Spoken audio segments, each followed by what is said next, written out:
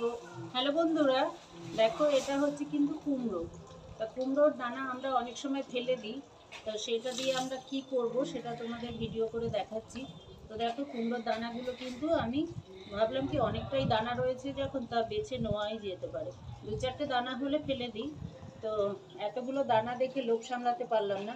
তো দেখো এবার দানাগুলো আমি তুলে রেখে দিচ্ছি। আর এটা দিয়ে কি করব, তিসি দানা হয়, তিসির বীজ, তিলের বীজ, কুমড়োর বীজ, সবগুলো একসঙ্গে গুঁড়ো করে তারপরে আপনি যদি গরম দুধের সঙ্গে খাওয়া যায়, তবে হাড়ের যত রোগ আছে, ব্যথা বেদনা যত প্রবলেম, হাড় ক্ষয়ে যাওয়া, এইসব ব্যাপারগুলো কিন্তু অনেকটাই আমরা ইমপ্রুভ করতে পারি। তো সেই জন্য চলো এগুলো আমি রেখে দিচ্ছি।